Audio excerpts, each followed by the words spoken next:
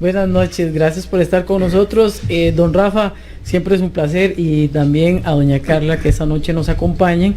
Hemos abordado pues este programa también en nuestro espacio de Salud y Algo Más Extra TV Canal 42, y como siempre hay temas, Bernie, que hay que extenderlos, que hay que expandirlos, dar ejemplos más concretos, y por supuesto que esta noche eso es lo que vamos a hacer.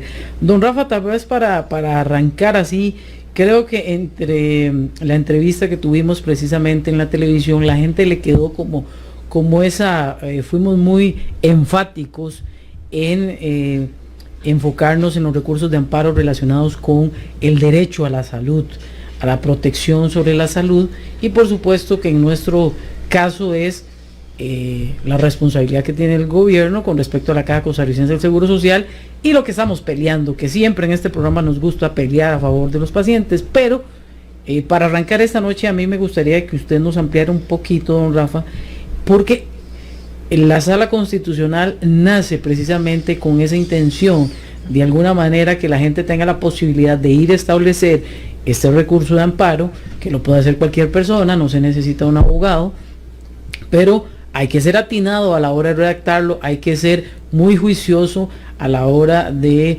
presentarlo, para que precisamente los magistrados no se lo reboten o no se lo nieguen y no se lo manden para otra instancia. Y aún mejor, que es lo que yo quiero con lo que arranquemos esta noche, es que usted nos explique para qué realmente sirve, en qué casos es que sirve el recurso de amparo. Buenas noches, licenciado. Muy buenas noches, Helen, don Bernie, qué felicidad tenerlo hoy día, esta noche con nosotros por acá, después de que doña Helen nos mandó a guardar. Pero es siempre un honor el poder estar a su lado con toda su experiencia. Efectivamente, Helen, siempre hay una segunda parte, y la segunda parte es mejor que la primera. Estuvimos conversando en Acción Legal y Salud y Algo Más sobre el recurso de amparo y lo que nuestra Sala Constitucional efectivamente nos ayuda legalmente a amparar. ¿Y quién más para esto que contar con la presencia de la licenciada Carla González, que trabajó 10 años en la Sala Constitucional? Don Bernie hoy día tiene su despacho independiente, pero tiene toda la experiencia, porque estuvo en casi todas las funciones. Lo único que le faltó fue ser magistrada, pero al final de cuentas fue letrada de dos grandes magistrados, doña Virginia Calzada y don Paul Rueda, y conoce todo lo que hay que hacer, todo lo que los ciudadanos han llegado a buscar amparo a la Sala Constitucional, y nos puede abordar el tema pues con mayor propiedad.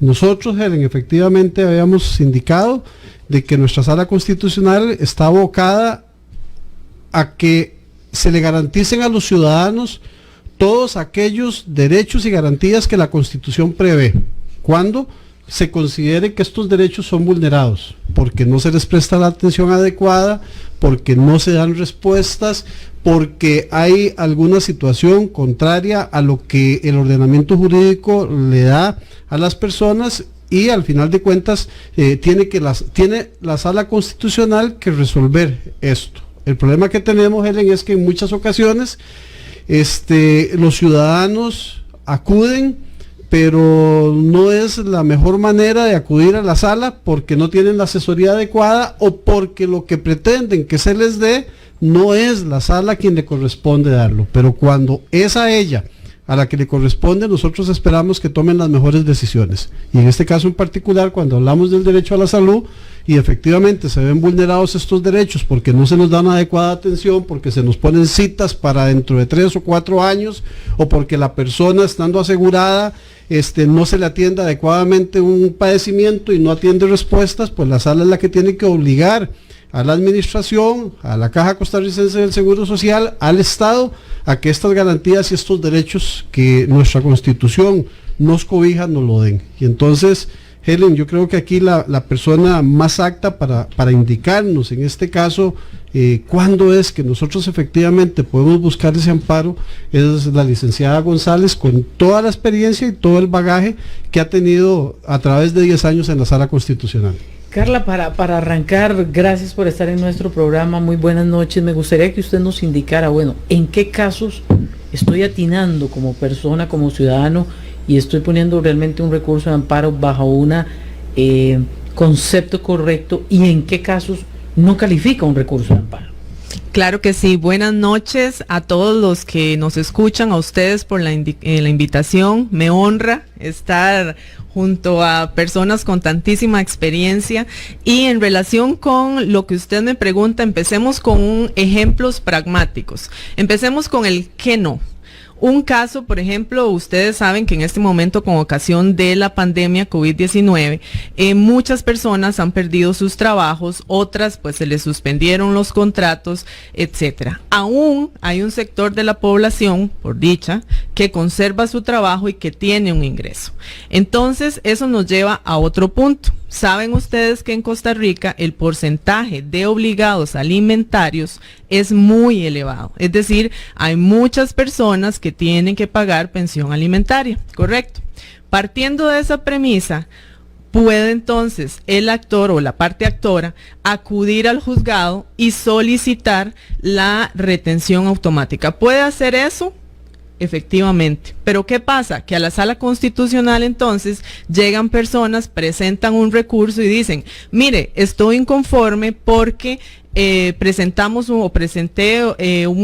un proceso de pensión alimentaria y viera qué problema. Resulta que me retuvieron parte de mi salario de manera automática para cubrir el monto de la pensión alimentaria. ¿Qué va a decir la sala? Bueno, que no lleva razón el recurrente. ¿Y por qué no lleva razón el recurrente? Porque el artículo 28 de la Ley de Pensiones Alimentarias establece que si la parte actora lo solicita, puede garantizársele la retención automática de ese monto de salario para cubrir esa obligación alimentaria. Dicho de otro modo, ese tipo de asuntos no se tienen que presentar ante la Sala Constitucional, porque para ello ya existe una norma que regula esa situación. Ahora vámonos a qué sí se puede presentar.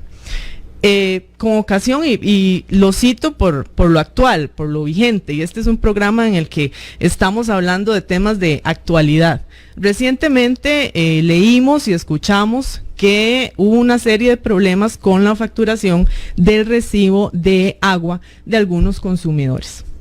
Sin embargo, pese a que aquí estamos hablando de problemas de facturación, hay sectores en Costa Rica que presentan problemas no con la facturación, sino con la calidad del agua, con el servicio de electricidad, con el servicio de internet, etcétera. Entonces, ante deficiencias de ese tipo, podemos acudir a la Sala Constitucional. La respuesta muy puntual es absolutamente. Y si no, que nos lo digan los vecinos de Sándalo de Puerto Jiménez, a quienes le enviamos un saludo, que acudieron a la sala precisamente denunciando deficiencias en la calidad del agua, y que por supuesto la sala resolvió a favor de ellos. Que nos lo digan además los vecinos de calle 1 de Sur de Pocosí, quienes no tenían una fecha cierta para la instalación del servicio de electricidad, y hoy, gracias a la sala y a su intervención, pero sobre todo a que los ciudadanos acudieron, se resolvió esa situación.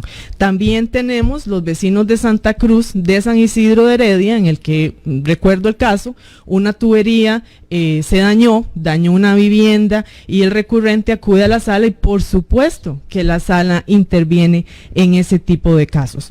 Y todavía más reciente, el caso de la Tigra de San Carlos, les enviamos un saludo además, en el que la sala ordenó que se realizaran estudios, le ordenó a la SUTEL que se realizaran una serie de estudios a efecto de determinar si es posible y cuándo brindarles el servicio de internet en esa comunidad. Entonces, son temas en los que precisamente las personas, y es la recomendación, acudan a la sala, y lo que hablábamos en el programa anterior, asesoría jurídica. Nuestra recomendación es busque a su abogado de confianza, y si no tiene los medios para acudir a un abogado de manera privada, vaya a los consultorios jurídicos y programas sociales de asesoría jurídica, instrúyase, consulte, y solo así usted pues tendrá un panorama más amplio sobre qué procede y qué no, presentar ante la Sala Constitucional. Don Rafa, veo que estamos hablando aquí de derechos fundamentales, que está mencionando un poco la licenciada, muchos de ellos como la salud, como el mismo derecho que tiene la persona a poder estar en comunicación a través de la internet o a tener el servicio de electricidad, del agua, son cosas muy básicas que por supuesto se ve afectada una población vulnerable y es un deber de la sala ante esto. Otro grupo sensible que yo sé que a usted le va a encantar esta pregunta son los privados de libertad, don Rafa, y que se diga ahorita en tiempos de COVID-19. Helen, efectivamente ya hemos conversado bastante con la situación de la población privada de libertad y hemos tenido claro, bajo siempre la premisa de que los ciudadanos que están privados de libertad, el único derecho que han perdido es la libertad de tránsito. Todos sus demás derechos se mantienen. Y en este caso en particular, doña Carla sabe que efectivamente los privados de libertad recurren de manera constante ante la Sala Constitucional, principalmente en dos situaciones que son las más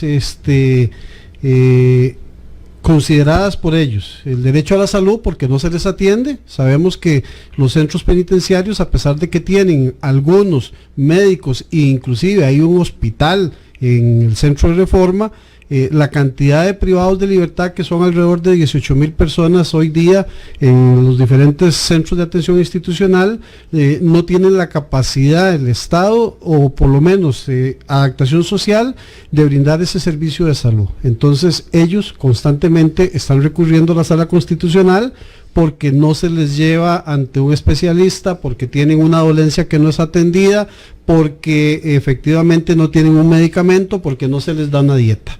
Ellos recurren en muchas ocasiones con razón y también recurren sin razón, en eso estamos claros. Y otras de las gestiones es por el maltrato que se da a nivel de abuso de autoridad por parte de los mismos funcionarios. Y tenemos ejemplos claros: el asunto de Joel, que perdió su vida bajo el contexto de supuestamente una agresión, en donde inclusive en esa oportunidad también la Sala Constitucional generó una disposición, y esto es parte, digamos, de lo que los ciudadanos normales y los ciudadanos que están privados de su libertad también pueden recurrir. Y no solamente recurren, Helen, los privados de libertad, sino que recurren sus familiares en favor de ellos, porque esa es precisamente la bondad que tiene el recurso de amparo, de que no solamente yo puedo verme como afectado, recurrir directamente ante la sala, sino que yo también puedo ejercer esa acción en nombre de una persona que yo considere que esté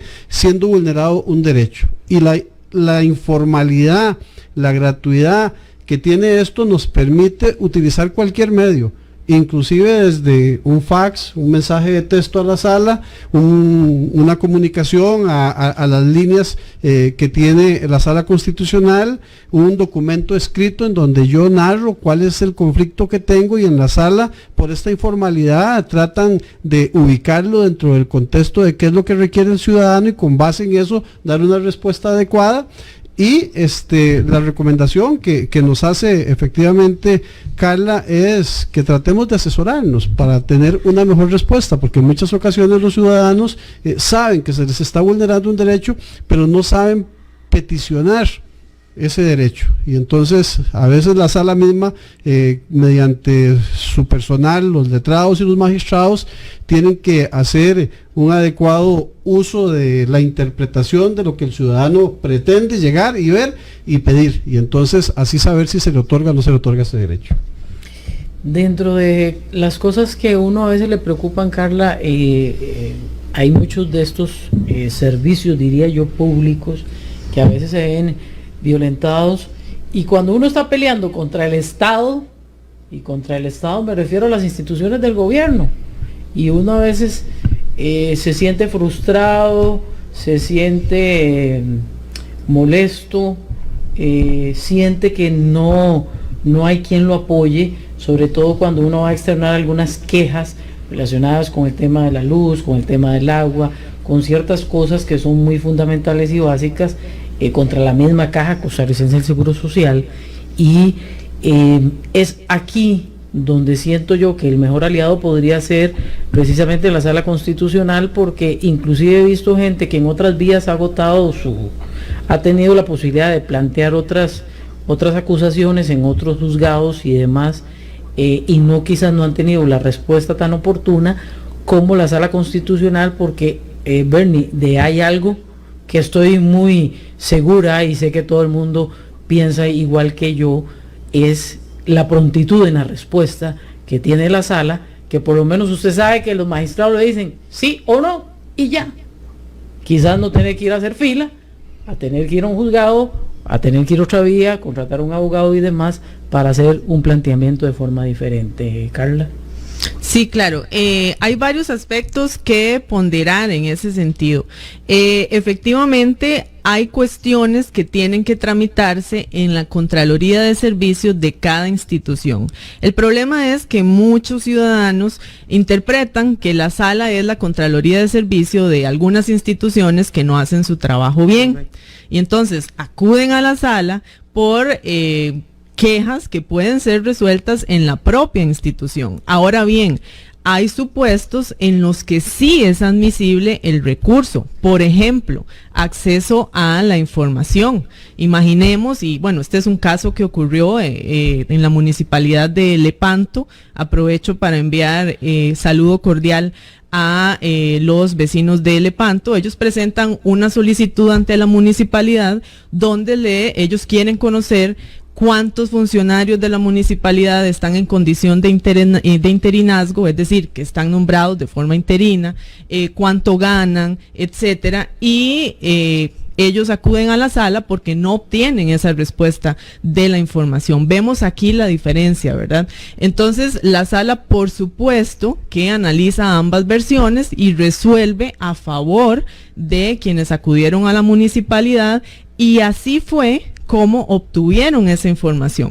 Pero no es lo mismo obtener o solicitar este tipo de información versus, por ejemplo, que tengo una inconformidad por cómo me trató una persona en plataforma de servicios, y entonces yo digo, no, voy a presentar un recurso de amparo porque no es posible que me traten así. Son cosas completamente diferentes, y es ahí donde volvemos al tema que conversábamos antes y que acertadamente decía don Rafael, y es el tema de asesorarnos, consultar. Hay cuestiones que son de mero trámite que se resuelven en la propia institución, pero hay otras en las que la sala pues sí las conoce, evidentemente, por la envergadura del mismo.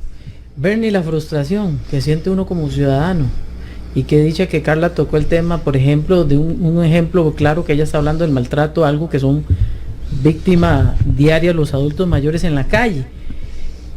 ¿Quién no se ha ido a quejar a una parada de buses o a la administración de una flotilla de buses? ¿O quién no se ha ido a quejar por los malos tratos en la Caja Costarricense de Seguro Social o en otra institución del gobierno, en una Contraloría de Servicios? Y a veces usted va y pone la queja, y Carla, con todo respeto, y uno se siente frustrado porque es como si no fuera a hacer nada. A mí me ha pasado como periodista, y la única arma que he tenido es cuando ya digo, no, es que esto va a hacerlo de conocimiento público. Cuando ya digo eso, entonces ahí ya sí la cosa cambia. Pero nosotros, que tenemos esa influencia. Ahora que hablaba usted de eso, y aprovechando a la licenciada y al licenciado don Juan Rafael, hay un sentimiento todavía en la sociedad, en el pueblo, la gente, de desamparo de las leyes. La gente se queja. Es que yo presento una queja, en este caso en la sala cuarta, o yo me voy para un tribunal y a nosotros no nos toman en cuenta, no nos apoyan. Esas son las quejas que licenciada Carla, es un sentimiento muy generalizado. Yo he oído, y aprovechando en el medio en que yo me desenvuelvo, como decía Helen, mucha gente, pero ¿por qué no hablan ustedes de la sala cuarta? Que ahí no lo tienen desamparado, no, solo cierta clase. Eso se habla, ¿me entiende? Pero, y ahora escuchándola a usted y escuchando a don Rafa, también es que hay mucha falta de información. Correcto. ¿Me entiendes? Y hoy aprovechamos estos programas que son de mucha utilidad.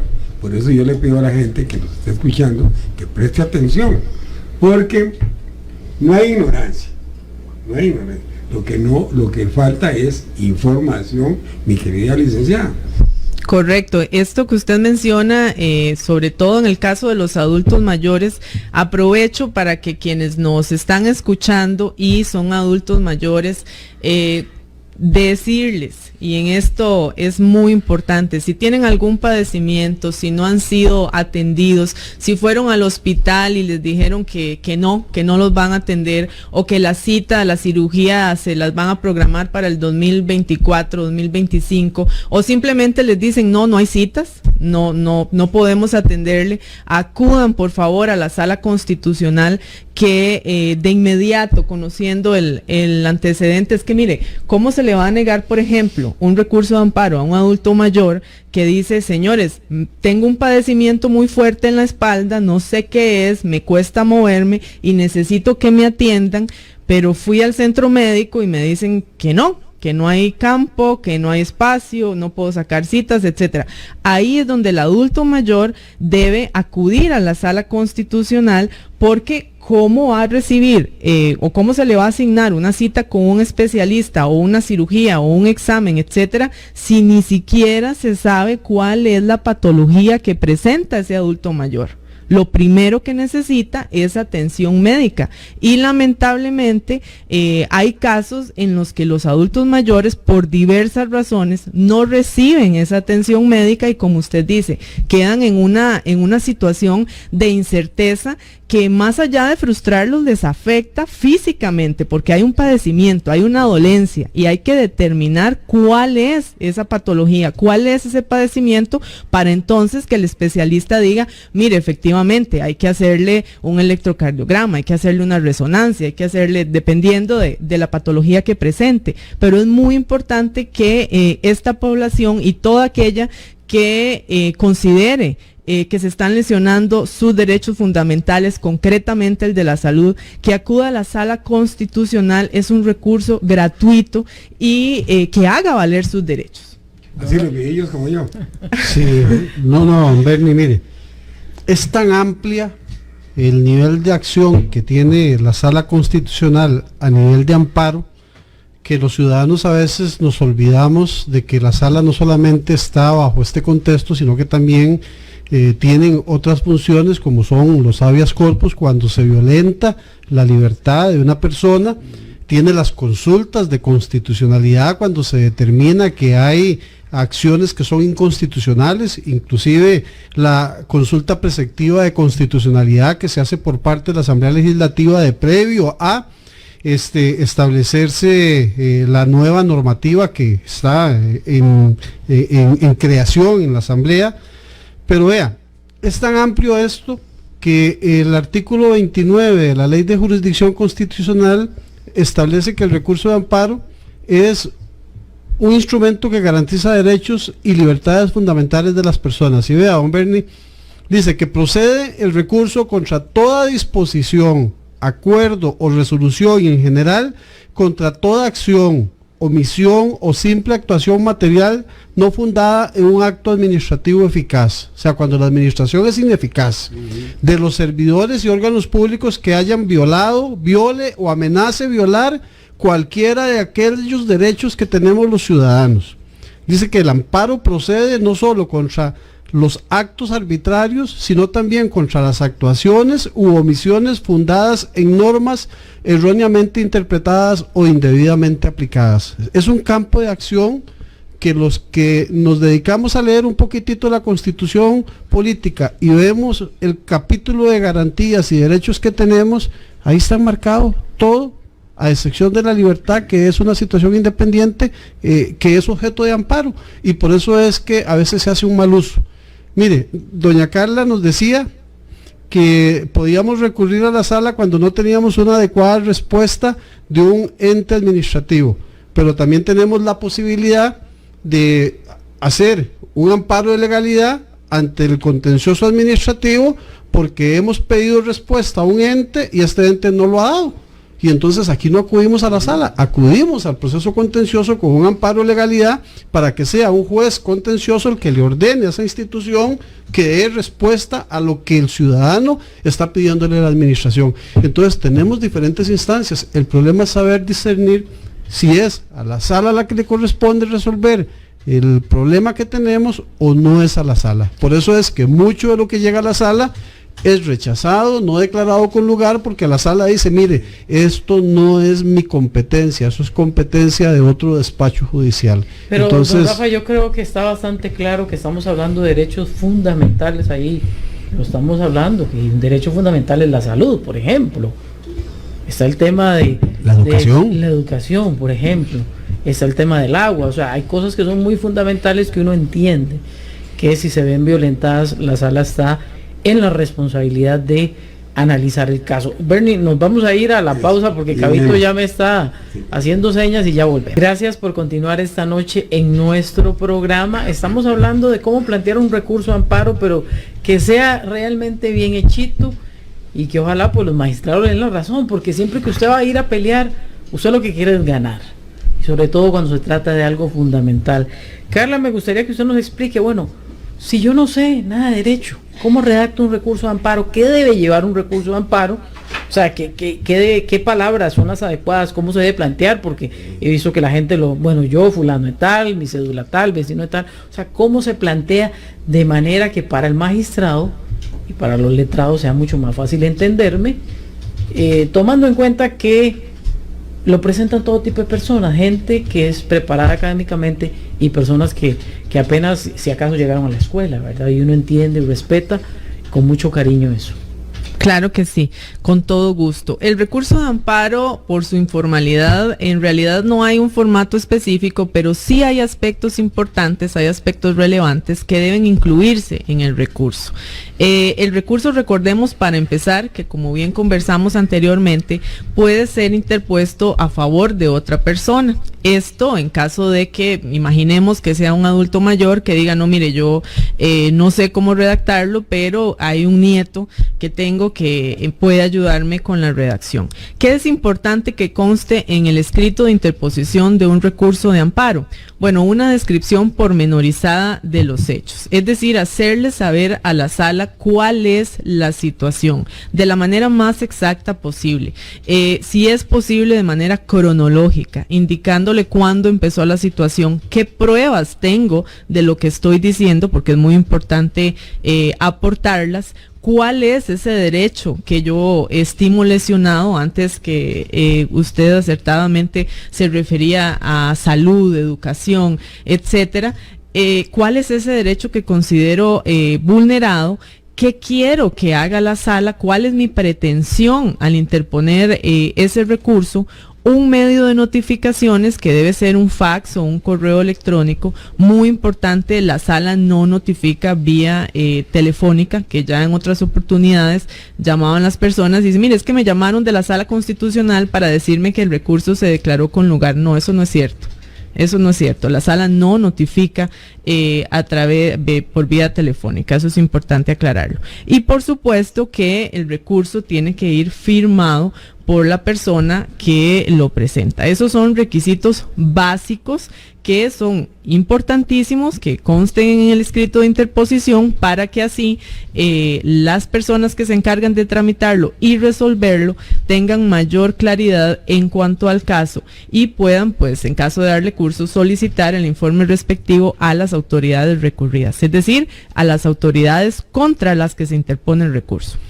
Helen, aquí sencillamente es identifiquémonos, o sea, quiénes somos los que estamos recurriendo ante la sala, quiénes somos los que estamos pidiendo esa petición, seamos claros, seamos precisos y seamos circunstanciados. Esto quiere decir, redactemos los hechos con claridad, cuál es la prueba que tenemos para demostrar esos hechos y qué es lo que pretendemos. Y al final, indiquémosle a la sala a dónde se tiene que comunicar la sala con nosotros para efectos de informarnos qué trámite se le dio y sobre todo, pues pongámosle la firma al documento.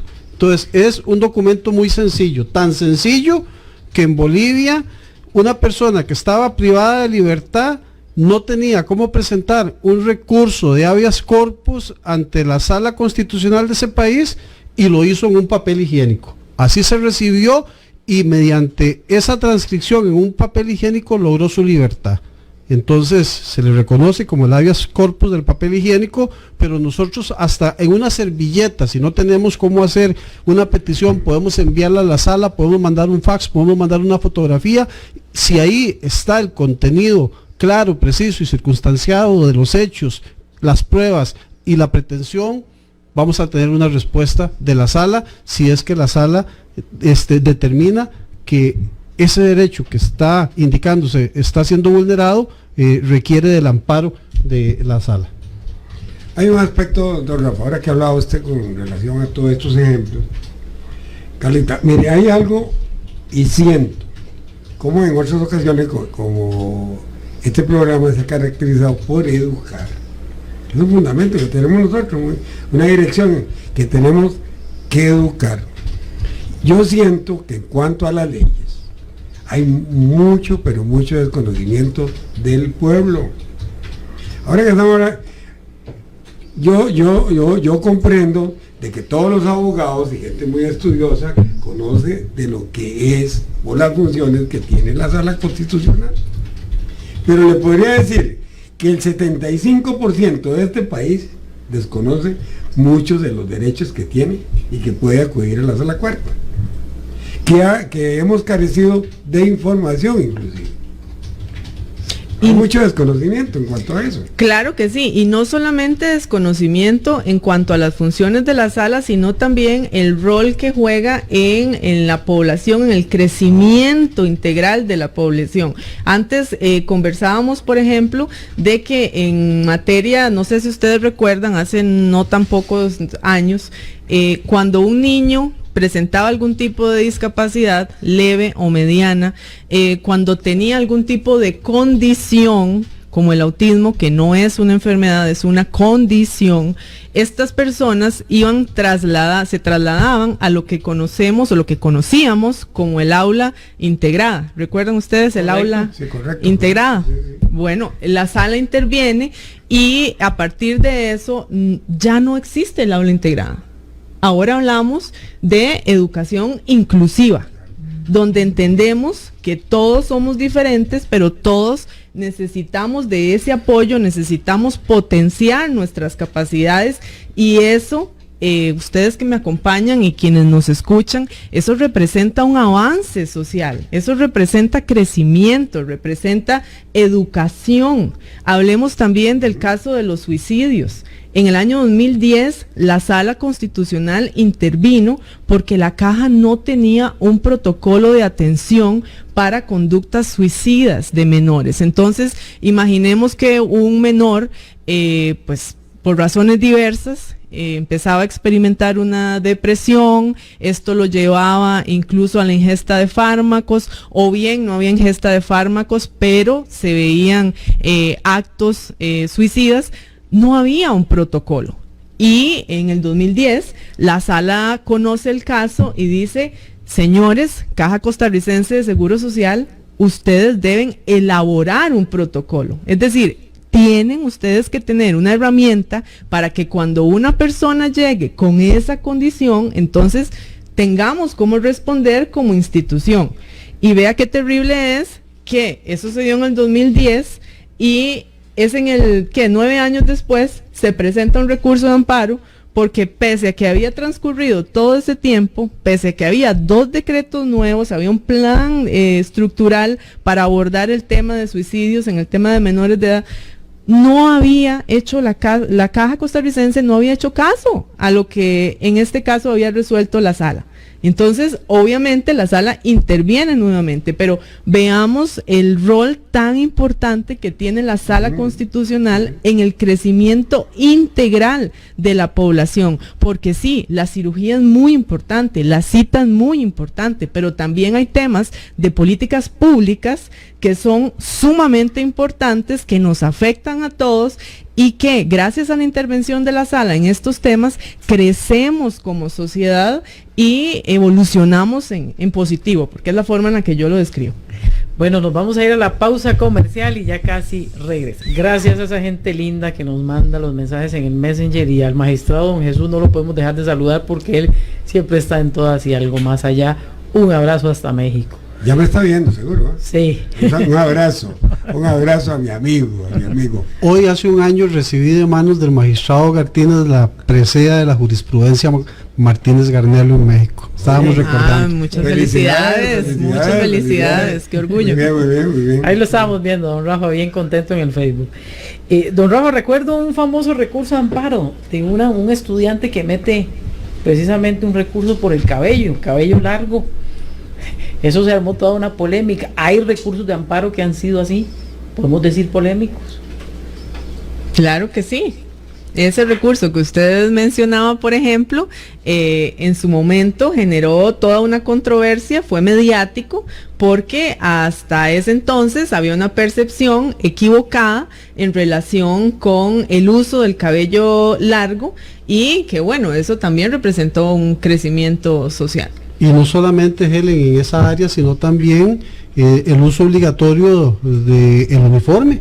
En muchas ocasiones Correcto. También llegó a verse la situación de que centros públicos querían imponer un uniforme, y por eso se estandarizó el uniforme para no hacer distinción. Un contexto muy diferente con la educación privada, porque ahí se suponía que cada persona pues sabía las condiciones en que ponía a un estudiante en un centro de educación, y tenían que respetarse esos códigos que habían de vestimenta, de presentación y alguna situación. Pero es parte de lo que tiene la Sala Constitucional que resolver, verificar si se vulneran los derechos de los estudiantes, de la educación, y si hay alguna condición discriminatoria que tenga que ser objeto de amparo, y aquí es en donde se dio esta circunstancia específica. Rafa, he visto personas que, por ejemplo, tienen VIH o, por ejemplo, alguna enfermedad, y los han querido discriminar también en su lugar de trabajo, no los han querido contratar o los han despedido por esta razón, donde está muy claramente establecido el tema de la discriminación, que también me parece que es uno de los derechos que no podemos dejar por fuera esta noche. Mire, hoy día, a pesar de que la Sala Constitucional ha tenido casos relevantes e importantes, como el caso, si no me equivoco, era el de Lanier, que se había establecido un despido de carácter discriminatorio porque él tenía una enfermedad que inclusive se le otorgaron esos derechos ya cuando la persona había fallecido. Y actualmente en nuestro Código Procesal Laboral, con la nueva reforma, se estableció todo este acto de discriminación, que puede ser amparada por la Corte o por la Sala Constitucional, o amparada por los juzgados de trabajo e inclusive los contenciosos cuando hay una situación de un funcionario público. Pero en este caso en particular, Helen, sí tenemos que ver de que la sala va a amparar estas situaciones propias de la discriminación que se da por la condición de las personas o por cualquier situación. Y quién más que pueda brindar una información clara, como lo es la licenciada González en su despacho González Alpizar, asesoría jurídica, que es la que conoce al dedillo lo que está pasando por ahí. Por eso es que tuvimos la noción de traerla a ella, no solamente para que le enseñara a las personas, sino que para que nos enseñara a nosotros y supiéramos también hacia dónde podemos dirigirnos. Hay un aspecto, Helen, disculpe, Helen. Licenciada González. Sí, señor. Hay una falla garrafal en este país y yo no puedo aceptar eso. La negación de los servicios sanitarios en muchos locales comerciales, incluyendo farmacias. Y yo he sido víctima de ese abuso, porque es un abuso y una falta de consideración. Yo llegué, antier precisamente llegué a una digamos, restaurante o lo que sea, y le solicité el servicio sanitario a la dependiente, a la muchacha que estaba, y ya lo he probado porque lo he hecho por prueba. Y se me niega. aquí no prestamos, aquí no utilizamos el servicio. Si puede, vaya allá al banco o vaya por allá, tal vez ahí se lo preste. Bueno, eso no debería ocurrir. No, en una farmacia me sucedió, y no doy los nombres porque no era el caso, y me quejé en la municipalidad, porque siento que es un deber de las municipalidades establecer un reglamento donde diga que todo local comercial debe tener sus servicios sanitarios para el público. Don Bernie, esto no solamente es de la municipalidad del Ministerio de Salud. Hay reglas claras en donde se tiene que establecer que por situaciones de salud tienen que haber condiciones no solamente para el personal, sino que para los usuarios. Claro. No, y que dicho que ustedes me acordaron ese caso. Recuerdo una señora que metió un recurso a amparo porque ella tenía que andar una carta licenciada porque padece de una enfermedad muy complicada. O sea, es una enfermedad en el colon tan compleja que le puede dar ganas de ir al baño en cualquier momento y es como un tubo y no es a orinar, sino es ir a dar del cuerpo. Y ella tendría con esa carta, porque donde fuera que le agarrara, tenía que darle chance y tuvo que llegar a meter un recurso de amparo para andar ese recurso de amparo y mostrarlo y que no le hicieran esa negación que mencionó Bernie. Nos vamos a ir a la última pausa comercial y ya regreso. Gracias por continuar en nuestro programa. Don Rafa, una recomendación. Mire, la principal recomendación, Helen, es que los ciudadanos se informen, se instruyan y hagan un buen uso de los derechos que tienen y que recurran a la sala solo cuando consideran que efectivamente es a la sala a la que le corresponde resolver ese conflicto que tienen. Carla.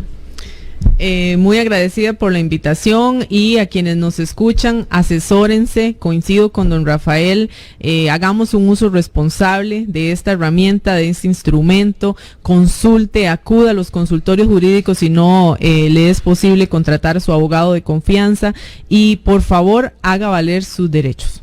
¿Cómo puede hacer la gente para localizarla, licenciada? Puede comunicarse al WhatsApp empresarial, que sería el 8584-3427. También nuestra página en Facebook, González Alpizar. Y estamos además en LinkedIn y otras redes sociales. Ahí nos pueden encontrar en Instagram también como González Alpizar. Bueno, muchísimas gracias a ambos por haber estado en nuestro programa con un tema tan educativo, Bernie. No lo dejo hablar porque ya Cabito me hizo señas. Pero gracias a toda esa gente linda que estuvo en la final de Cambio Extremo el pasado martes. Gracias por haber estado con nosotros. Y chiquillos, no les pude contestar a todos el Messenger, pero ustedes saben que siempre les tenemos mucho cariño. Gracias por haber estado en nuestro programa. Como siempre, gracias a la firma de abogados de Costa Rica. Buenas noches.